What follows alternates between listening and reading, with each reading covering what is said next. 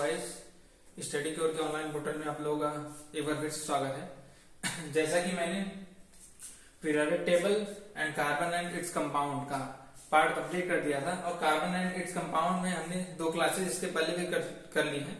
अगर आप मेरी वो वाली क्लास ना देखे हो तो वाला मेरा वीडियो जाके जरूर देखें। और अब हम आगे इसी कड़ी में हमारा एक टॉपिक जो छूट गया था, केमिकल प्रॉपर्टीज ऑफ कार्बन, मतलब कार्बन की रासायनिक गुण। ठीक है, तो कार्बन के रासायनिक गुण में हम क्या पढ़ते हैं, कुछ रिएक्शन पढ़ते हैं। ठीक है, ये चार रिएक्शन है जो 10th के सिलेबस में है और ये बहुत ज्यादा एग्जाम में पूछे जाते हैं, बहुत ही इंपॉर्टेंट रिएक्शन है। तो मैं ये 4 रिएक्शन आपको आज पढ़ाऊंगा। उसके बाद मैंने बोला था मैं 1 बाय 1 एक चैप्टर लूंगा, तो केमिस्ट्री का सिलेबस 10th के अकॉर्डिंग मैंने कवर कर लिया है। अब मैं क्या करूंगा, फिजिक्स और मैथ का पार्ट कंप्लीट करूंगा। फिजिक्स और मैथ का पार्ट कंप्लीट करने के बाद हम थोड़ा बायो का भी पार्ट कुछ कंप्लीट करेंगे। तो चलिए बिना टाइम वेस्ट करते हुए हम इसको पढ़ लेते हैं। देखिए, केमिकल प्रॉपर्टीज ऑफ कार्बन का मतलब ये होता है कार्बन किससे किससे रिएक्ट करता है और कार्बन कहाँ कहाँ बॉन्ड बनाता है। ठीक है, तो सबसे पहला इसमें आता है कंबस्शन रिएक्शन। कंबस्शन, इसको हिंदी में क्या बोलते हैं, दहन। कंबस्शन यानी कि दहन होता है। इसको आप हिंदी में ऐसे लिख लीजिए, दहन। ठीक है, अब देखिए कंबस्शन का मतलब क्या होता है। कंबस्शन का मतलब ये होता है आप किसी भी चीज को जलाएं। ठीक है, उसका उसी का मतलब होता है कंबस्शन। अब देखिए कार्बन है, कार्बन को हम कैसे जलाएंगे, ऑक्सीजन की प्रेजेंस में। जब कार्बन जो है ऑक्सीजन की प्रेजेंस में जलता है तो क्या बना लेता है, कार्बन डाइऑक्साइड बना लेता है। और आपको नॉर्मल सी बात है कि जब कोई भी चीज जलेगी तो क्या निकलेगा, हीट निकलेगा ना, बाहर तो हीट ही निकलेगा ना। ठीक है, अब ये क्या मेथेन है। अब देखिए होगा क्या, अगर आप कभी भी बर्फ में, मतलब मेरा कहने का मतलब क्या है, बर्फ में अगर आप आग लगा देंगे, बर्फ के नीचे अगर आप कुछ जला के पकाएंगे, वहां पे खाना वाना बनाएंगे, तो वहां पे क्या होगा, कार्बन डाइऑक्साइड और पानी तो बाहर निकल जाएगा और हीट क्या निकलेगी, हीट भी बाहर निकलेगी। ठीक है, अब देखिए कहने का मतलब क्या है मेरा, जहां भी अगर कंबस्शन होगा, कंबस्शन रिएक्शन में क्या होगा, हीट बाहर निकलेगी। ठीक है, तो इसीलिए यहाँ पे कुछ ना कुछ बाहर निकलना है, कोई ना कोई हीट बाहर निकल रही है ना। जब कहीं भी कोई चीज बाहर निकलती है तो क्या होती है, वो एग्जिट होती है। ठीक है, इसलिए इसको क्या बोलते हैं, एक्सोथर्मिक रिएक्शन।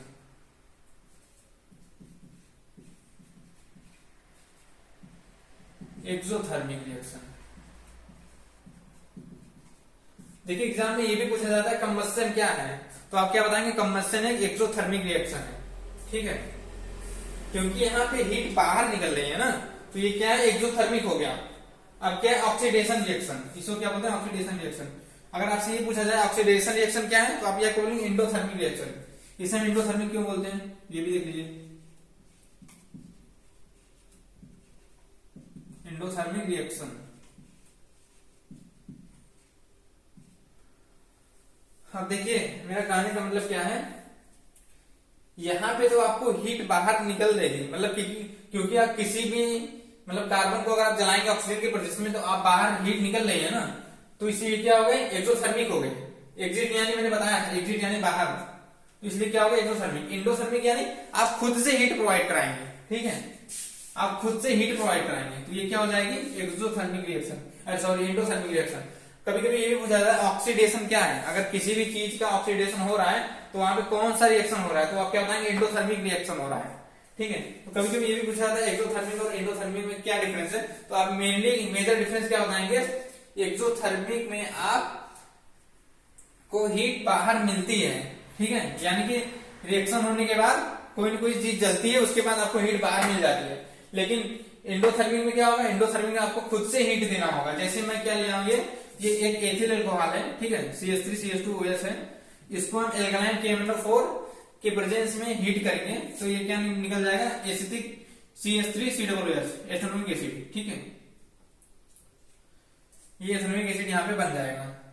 तो ये क्या हो गया, एंडोथर्मिक रिएक्शन हो गया। ये क्या है, ये ऑक्सीडेशन प्रोसेस है। ठीक है, ये कौन सी प्रोसेस है, ऑक्सीडेशन। ये क्या है, कंबस्शन था ना, ये क्या था, ऑक्सीडेशन रिएक्शन था। इसीलिए इसको हम क्या बोलते हैं, कंबस्शन रिएक्शन। इसे हम क्या बोलते हैं, ऑक्सीडेशन रिएक्शन। ठीक है, अब हम आगे चलते हैं, इसको हिंदी में ऑक्सीकरण ही बोलते हैं, ऑक्सीकरण अवक्रिया, ऑक्सीकरण अवक्रिया आप बोल सकते हैं। एडिशन रिएक्शन, इसको हिंदी में क्या बोलते हैं, योगात्मक अवक्रिया। योगात्मक अभिक्रिया। अब देखिए इसका कहने का मतलब क्या है, जब कोई भी अनसेचुरेटेड हाइड्रोकार्बन, अनसेचुरेटेड यानी कि जहां कार्बन कार्बन के बीच में डबल या फिर ट्रिपल बॉन्ड पाया जाए, मैंने सेचुरेटेड हाइड्रोकार्बन, अनसेचुरेटेड हाइड्रोकार्बन, नॉर्मिक नेचर, ये सारी चीजें बहुत डिटेल में आपको पढ़ाई है। इसके पहले का अगर आप वीडियो ना देखें तो वो सब जाके जरूर देखिए, तो आपको ये सारी चीजें और जल्दी समझ में आएगी। ये 4 रिएक्शन एग्जाम में बहुत ही ज्यादा पूछे जाते हैं, इसलिए मैं बता दे रहा हूँ। मेजरली ये टॉपिक मैंने मतलब मिस हो गया था मुझसे, इसलिए मैं आज आपको बता दे रहा हूँ। देखिए एडिशन रिएक्शन का मतलब ये होता है, जब कभी भी कोई भी अनसेचुरेटेड हाइड्रोकार्बन यानी कि असंतृप्त, अनसेचुरेटेड यानी असंतृप्त हाइड्रोकार्बन, जब किसी भी अनसंतृप्त हाइड्रोकार्बन को आप निकिल कैडमियम, यहाँ पे निकिल और कैडमियम भी आप देख सकते हैं, और हाइड्रोजन की रेस्पेक्ट में अगर आप रिएक्ट कराएंगे तो क्या होगा, ये हाइड्रोजन जाके इस डबल बॉन्ड को रिएक्ट करके तोड़ देगा, ये डबल बॉन्ड को क्या कर देगा, ब्रेक कर देगा, ये हाइड्रोजन आके यहाँ से, ठीक है। तो क्या होगा, जैसे ये सी और सी के बीच में डबल बॉन्ड था तो यहाँ पे सिंगल बॉन्ड आ जाएगा, ठीक है। देखिए यहाँ पे क्या था, 1 2 3 4 हाइड्रोजन थे और 2 हाइड्रोजन है, 6 हाइड्रोजन हो गया, 1 2 3 4 5 6 हाइड्रोजन।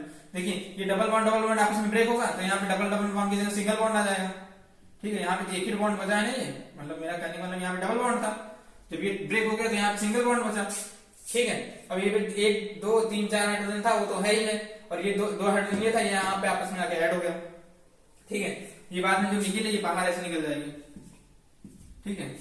क्योंकि कैटलिस्ट का काम क्या होता है, वो रिएक्शन में पार्टिसिपेट करता है, ठीक है, रिएक्शन की रेट को बढ़ा देता है, मतलब रिएक्शन में पार्टिसिपेट नहीं करता, सॉरी, लेकिन रिएक्शन की रेट को बढ़ा देगा, ठीक है, चेंज कर देगा रिएक्शन की रेट को। सब्स्टिट्यूशन रिएक्शन, इसे क्या बोलते हैं, सब्स्टिट्यूशन रिएक्शन। ये योगात्मक था, इसे क्या बोलते हैं, प्रतिस्थापन अभिक्रिया।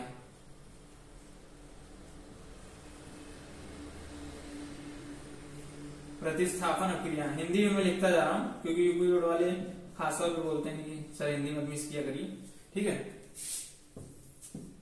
अब देखिए कभी भी अगर मेथेन को क्लोरीन की रिस्पेक्ट में अगर आप कभी भी रिएक्ट कराएंगे तो क्या होगा, देखिए जो मेथेन होता है ना वो क्लोरीन से बहुत तेज रिएक्ट करता है, ठीक है, क्लोरीन से बहुत तेज रिएक्ट करता है, कहीं भी अगर रहेगा ये क्लोरीन से बहुत तेज रिएक्ट करेगा। तो ये क्या हो जाएगा, देखिए जैसे यहाँ पे क्या था, सी था, 1 2 3 4 हाइड्रोजन था, ठीक है, 1 हाइड्रोजन 2 हाइड्रोजन 3 हाइड्रोजन, ये 4 हाइड्रोजन था, ठीक है, प्लस Cl2 था ये। अगर आप रिएक्ट कराएंगे तो ये करेगा क्या, यहां से 1 हाइड्रोजन ये हटा देगा, जैसे 4 हाइड्रोजन 1 हाइड्रोजन हटा के यहाँ पे क्या आ जाएगा, यहाँ पे क्लोरीन 2 था तो 1 Cl यहाँ आ जाएगा, ठीक है। और यहाँ पे जैसे 2 Cl2 था, 1 Cl2 तो यहाँ आ गया, फिर भी 1 Cl बचेगा, तो जो 1 Cl रहेगा ना वो इस हाइड्रोजन के साथ बॉन्ड बना देगा, ठीक है, मतलब 1 हाइड्रोजन जो बचा था, देखिए ये CH3Cl हो गया, ठीक है, 1 2 3 हाइड्रोजन तो ये हो ही गया, यहाँ पे Cl था Cl हो गया, और क्या हो जाएगा, ये Cl बाहर निकल जाएगा, ठीक है। मेरा कहने का मतलब क्या था, यहाँ पे 4 हाइड्रोजन थे टोटल ना, ये 4 हाइड्रोजन था ना यहाँ पे, तो 1 2 3 हाइड्रोजन यहाँ हो गया, 1 हाइड्रोजन और जो बचा है वो हाइड्रोजन Cl के साथ रिएक्ट कर लेगा, क्या कर लेगा, Cl के साथ रिएक्ट कर लेगा और ये Cl बाहर निकाल देगा, ठीक है, ये Cl बाहर निकल जाएगा और क्या बन जाएगा, CH3Cl। देखिए C 3 हाइड्रोजन हो गया, CH3Cl हो गया, इसको आप क्या बोलेंगे, मेथिल क्लोराइड, ठीक है, ये क्या मेथिल क्लोराइड है। तो ये 4 रिएक्शन है जो आपके एग्जाम में बहुत ज्यादा पूछे जाते हैं। तो मैंने मेनली सारे टॉपिक कवर कर लिया कार्बन एंड इट्स कंपाउंड में 10th के सिलेबस के अकॉर्डिंग, ठीक है, और ये सारी चीजें एग्जाम में भी बहुत ज्यादा पूछी जाती हैं। अगर आप किसी भी वनडे एग्जाम की तैयारी कर रहे हैं तो सीधा सीधा पूछ देता है एंडोथर्मिक रिएक्शन क्या है, एक्सोथर्मिक रिएक्शन क्या है, ठीक है। अब देखिए हम आगे चलते हैं, आगे चलने का मतलब क्या है, मैंने सारी चीजें कंप्लीट कर दी है। अब हम क्या पढ़ेंगे, हम फिजिक्स पढ़ेंगे, नेक्स्ट क्लास में क्या पढ़ना शुरू करेंगे, फिजिक्स। फिजिक्स में हम पहला चैप्टर क्या लेंगे, इलेक्ट्रिसिटी। इलेक्ट्रिसिटी से हम पढ़ना चालू करेंगे, इलेक्ट्रिक के बाद हम मैग्नेट भी पढ़ लेंगे क्योंकि 10th में मैग्नेट भी है, ठीक। अब देखिए मैंने आपसे बोला था ना कि मैं क्या करूंगा, मैं 10th का सारा सिलेबस कंप्लीट कराऊंगा, ठीक है, मतलब मेरा कहने का मतलब मैं फिजिक्स केमिस्ट्री मैथ बायो में सब कंप्लीट कराऊंगा 1 मंथ में, विद इन 1 मंथ, ठीक है। तो केमिस्ट्री में थोड़ा बहुत सोप और डिटर्जेंट वगैरह भी एग्जाम में आता है, आप पढ़ लीजिएगा, ठीक है। अगर आपको नहीं समझ आएगा तो आप कमेंट करेंगे, मैं उस पर भी एक वीडियो बना दूंगा। वो बहुत ही थ्योरेटिकल टॉपिक है, ज्यादा उसमें समझने वाला नहीं है सोप डिटर्जेंट में, इसलिए मैंने उसे स्किप कर दिया है, ठीक है। तो चलिए मैं ज्यादा टाइम नहीं वेस्ट करना चाहता, और मेरा आज का मोटिव यही था कि ये आपको 4 रिएक्शन पढ़ाना, जो मैंने पढ़ा दिया है। अब देखिए नेक्स्ट क्लास में हम फिजिक्स, मैथ्स, बायो सारी चीजें पढ़ना चालू करेंगे 1 by 1। और आपको मेरे पढ़ाने का तरीका कैसा लग रहा है एक बार कमेंट करके जरूर बताइए। और जो आसपास के बच्चे पढ़ रहे हैं, मतलब मुझसे जो मुझे जानते हैं, ठीक है, वो भी कमेंट करिए आप कौन से स्कूल से हैं, कहाँ से हैं, ठीक है। तो चलिए मैं ज्यादा टाइम वेस्ट नहीं कर रहा था, इस वीडियो को मैं यही रोकता हूँ, ठीक है। Thank you.